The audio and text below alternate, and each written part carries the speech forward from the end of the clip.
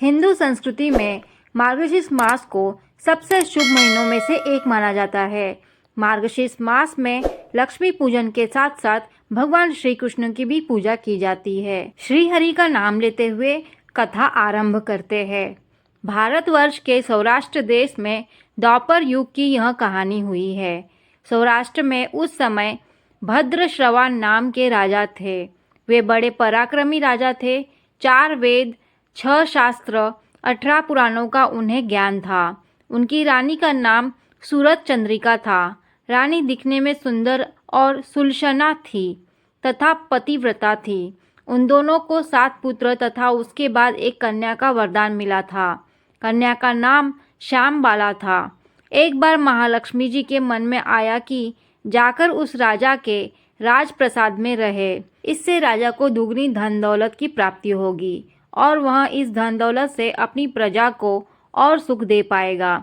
गरीब के घर अगर रहे और उसे धन दौलत प्राप्त हो तो वह स्वार्थी की तरह केवल अपने ऊपर ही खर्च करेगा। यह सोचकर श्री महालक्ष्मी जी ने बूढ़ी ब्राह्मण का रूप धारण किया।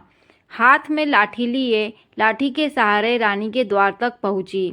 यद्यपि उन्होंने बूढ़ी औरत का रूप धारण किया था, पर उनके चेहरे पर देवी का तेज था। उन्हें देखते ही एक दासी सामने आई। उसने इनका नाम, धाम, काम, धर्म पूछ डाला। वृद्ध ब्राह्मण का रूप धारित माता लक्ष्मी ने कहा, बालिके, मेरा नाम कमला है। मेरे पति का नाम भुवनेश है। हम द्वारिका में रहते हैं। तुम्हारी रानी पिछले जन्म में एक वैश्य की पत्नी थी। वह वैश्य गरीब था। दारिद्र्य के कारण हर रोज घर में झगड़े होते थे तथा उसका पति रोज उसे मारता था। इन बातों से तंग आकर वह घर छोड़कर चली गई थी तथा वन जंगल में खाली पेट भटकने लगी। उसकी इस दुर्दशा पर मुझे दया आई। तब मैंने उसे सुख संपत्ति देने वाली श्री महालक्ष्मी जी की कथा सुनाई। मेरे कहने पर उसने श्री महालक्ष्मी का व्रत किया। श्री महालक्ष्मी प्रसन्न हुई और उसकी गरीबी दूर हो गई। उसका घर संसार दौलत, संपत्ति, संतति से भर गया। बाद में पति पत्नी दोनों परलोक सिधारे। लक्ष्मी व्रत करने के कारण वे लक्ष्मी लोक में रहे। उन्होंने जितने साल महालक्ष्मी का व्रत किया उतने हजारों साल उन्हें सुख भोग मिला। इस जन्म में उसका जन्म राजघराने में हुआ है, परंतु वह श्री महालक्ष्मी का व्रत करना भूल गई है। उसे यह याद दिलाने में यहाँ आई हूँ। बुढ़िया की बातें सुनकर दासी ने उन्हें प्रणाम किया तथा श्री महालक्ष्मी का व्रत किस तरह किया जाए इस बारे में पूछा। बुढ़िया रूप धारण किए हुए श्री महालक्ष्मी माता ने दासी को पूजा विधि तथा महिमा बताई। इसके बाद वह दासी माता को प्रणाम कर रानी को बताने अंदर चली गई। राजवैभव में रहते हुए रानी को अपने ऐश्वर्य का बहुत घमंड हुआ था। संपत्ति तथा अधिकार वजह से वह उन्मत्त हो गई थी। दासी द्वारा बताई गई बुढ़िया की बातें सुनकर वह आग बबूला होकर राजद्वार पर आकर बुढ़िया रूपी श्री महालक्ष्मी पर बरस पड़ी। उसे यह मालूम नहीं था कि श्री महालक्ष्मी माता बुढ़िया का रूप धारण किए द्वार तक आई है, परंतु रानी का इस कदर रुख बर्ताव तथा अपना अनादर देखकर माता ने वहां ठहरना ठीक न समझा। वे वहां से चल पड़ी। रास्ते में उन्हें राजकुमारी श्यामबाला मिली। उन्होंने श्यामबाला को सारी बात बताई। श्यामबाला ने अपनी ओर से श्री महालक्ष्मी माता से क्षमा मांगी। माता को उस पर दया आई। उन्होंने श्यामबाला को श्री महालक्ष्मी व्रत के बारे में बताया। उस दिन मार्गशीर्ष का मास का पहला गुरुवार था। श्यामबाला ने परम श्रद्धा से श्री महालक्ष्मी का व्रत रखा। फलस्वरूप राजा सिद्धेश्वर के सुपुत्र मालाधर से उसका विवाह हुआ। वह धन दौलत ऐश्वर्य वैभव से मालामाल हो गई। पति के साथ ससुराल में आनंद से दिन बिताने लग गई। इधर श्री महालक्ष्मी का रानी पर प्रकोप हुआ। फलस्वरूप राजा भद्रश्रवा का राज्य एवं राजकारोबार नष्ट हो गया। यहाँ तक कि खाने के लाले पड़ गए। ऐसी हालत में एक दिन रानी ने राजा से निवेदन किया, हमारा दामाद इतना बड़ा राजा है, धनवान है, ऐश्वर्यशाली है, क्यों न उसके पास जाए, अपना हाल उसे बताए, वह जरूर हमारी मदद करेगा। इस बात पर राजा भद्रश्रवा दामाद के पास रवाना हुए। राज्य में पहुंचकर एक तालाब के किनारे थोड़ी देर विश्राम लेने के लिए ठहरे। तालाब से पानी लेने आते जाते दासियों ने उन्हें देखा। उन्होंने विनम्रता से उनकी पूछताछ की। जब उन्हें यह मालूम हुआ कि वे रानी श्यामबाला के पिता हैं, तो दौड़ते हुए जाकर उन्होंने रानी को सारी बात बताई।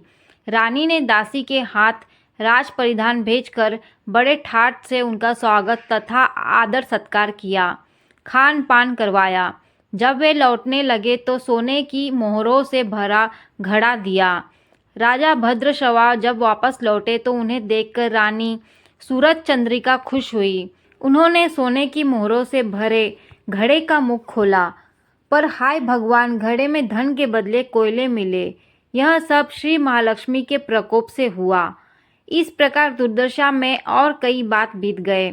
इस बार रानी स्वयं अपनी कन्या के पास गई। वह दिन अगहन मास का अंतिम गुरुवार था।